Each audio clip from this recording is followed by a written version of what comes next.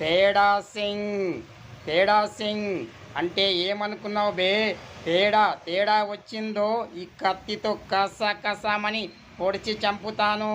ఒరే doctor, operation చేయమంటే, నా తల్లికి ఆపరేషన్ చేయమంటే 25 లక్షలు 25 లక్షలు డబ్బివ్వందే ఆపరేషన్ చేయనన్నావంట.